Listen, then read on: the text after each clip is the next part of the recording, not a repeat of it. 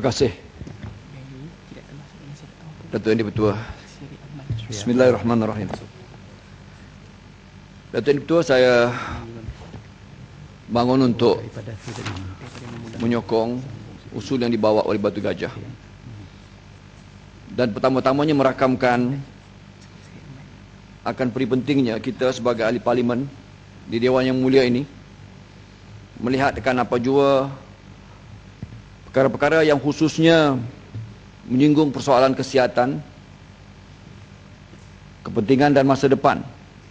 Bukan saja kita tetapi generasi yang akan datang. Mengambil pendekatan dan mengambil rasa penuh tanggungjawab untuk membicarakan perkara ini. Dari perspektif itu saya mulakan perbahasan saya ini dengan memerhatikan bahawa apa yang dilakukan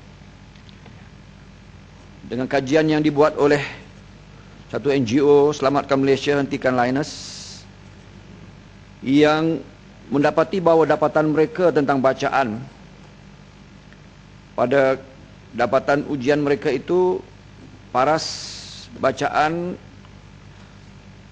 0.26 microsievert sejam, yang bolehlah dikatakan melebihi apa yang disebutkan di sana. Persamaan unit yang digunakan 1.7 becquerel per gram setahun ataupun lebih kurang 0.7 becquerel per gram berbanding tahap selamatnya. Datuk Yang Dipertua, apapun dapatan bacaan seperti ini, Datuk Yang Dipertua, saya dengan rasa rendah hati menyebutkan daripada disiplinnya toksikologi dan khususnya medical toxicology, bacaan-bacaan dan measurement dan quantification scientific seperti ini pada akhirnya mesti disandarkan dan dikoroborasikan evidence ini lebih mustahaknya dengan clinical signs and symptom.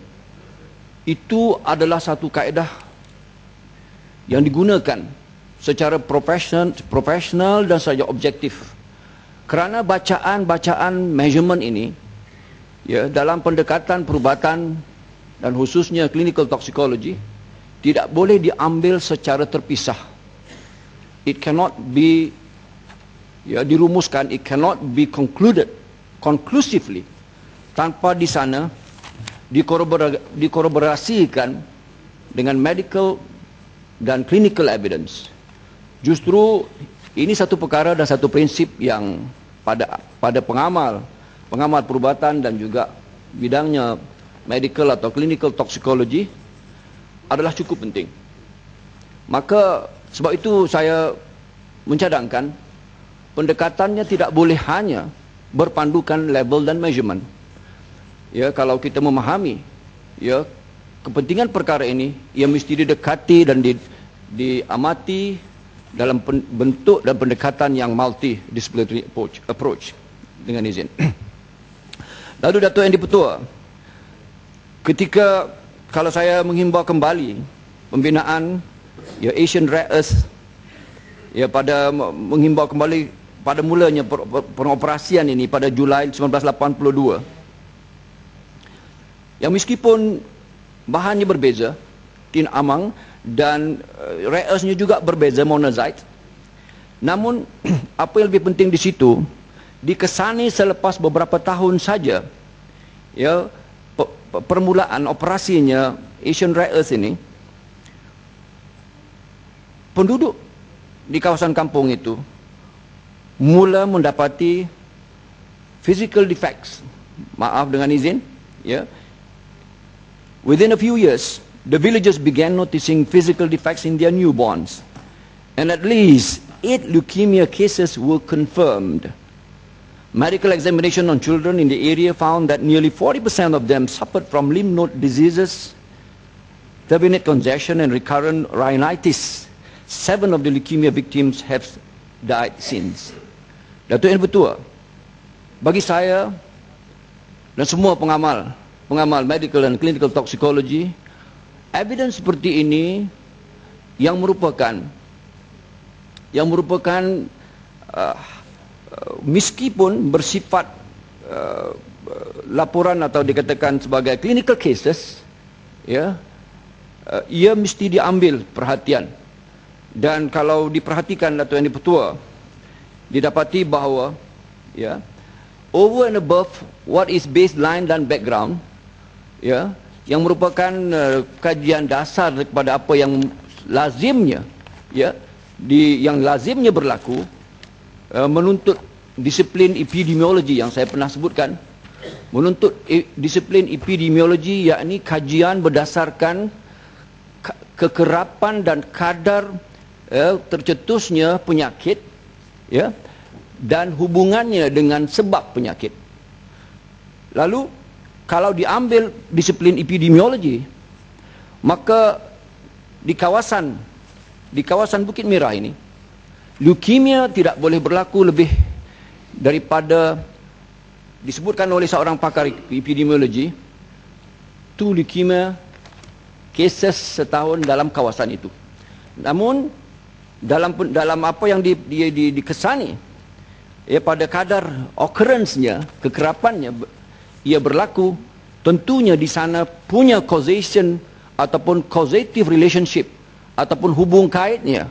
Persoalan Asian Rare Earth operasi, ya, Rare Earth itu yang menghasilkan pada akhirnya, ya, thorium dan sebagainya, itu yang dilihat sebagai ataupun disimpulkan sebagai sebab musababnya, ya, segala apa yang dikatakan tadi sebagai sama ada leukemia dan pulmonary diseases dan lymph node diseases dan segala yang lain yang menjadikan ia satu yang tidak boleh disangkal sama sekali.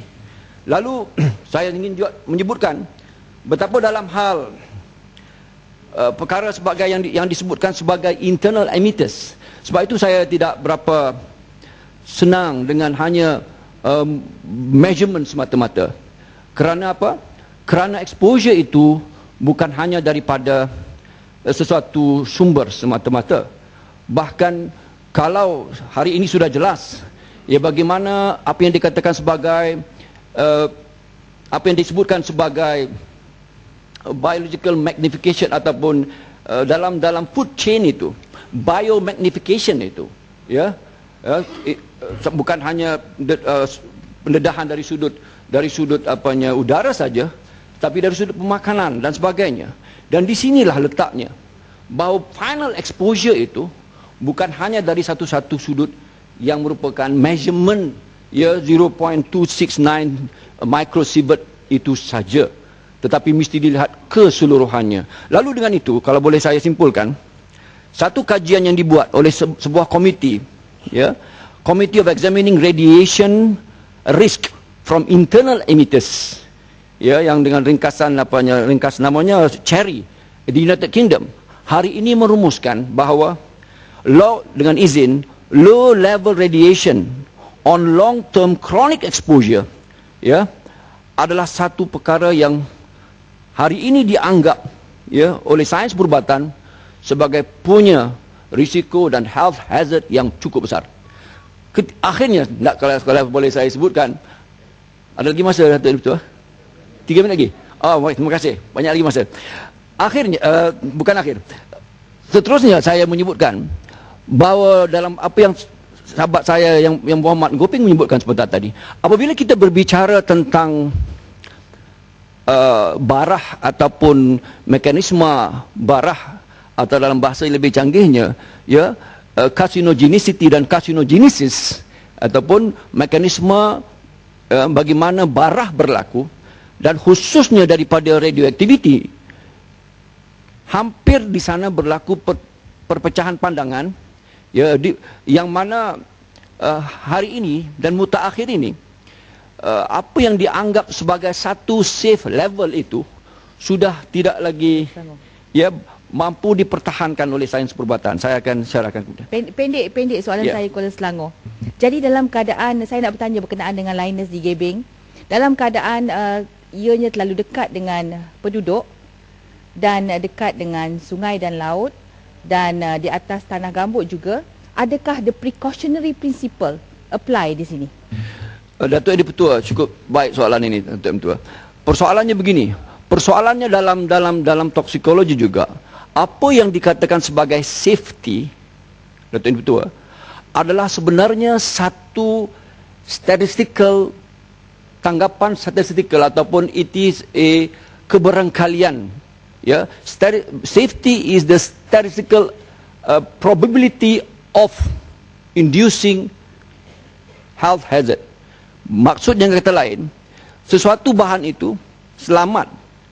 Selamat dari sudut apa? Selamat dari sudut beberapa parameter yang perlu diambil kira. Persoalan cara, persoalan dos, persoalan kepada the right victim dan the right patient.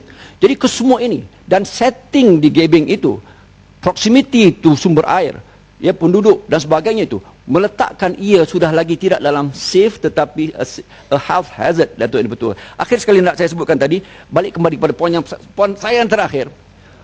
Ketika kita berbicara tentang radioaktiviti seperti ini yang sudah jelasnya human carcinogen, maka a safe level sudah hampir tidak boleh dipertahankan kerana dose response relationship, ya, kalau saya boleh sebutkan itu, dose response relationship, satu prinsip yang very important dalam toksikologi, ya, pada human carcinogen, khususnya radioaktif carcinogen, ya, adalah hampir tidak lagi, ya, boleh dianggap sebagai ada di sana apa yang dikatakan sebagai safe level. Lalu di situ saya merakamkan betapa mustahaknya untuk perkara yang dibangkitkan oleh usul ini untuk betul-betul ditanggapi dengan rasa tanggungjawab, bukan kerana politik, bukan kerana apa-apa pun kepentingan, tetapi untuk kepentingan seluruhnya rakyat dan negara. Dan di sini saya yakin kita mampu membuat satu judgement call yang baik, insya-Allah, atas persoalan, atas prinsip pertanggungjawaban. Datuk Edi Petua, saya ucapkan terima kasih atas peluang ini. Terima kasih.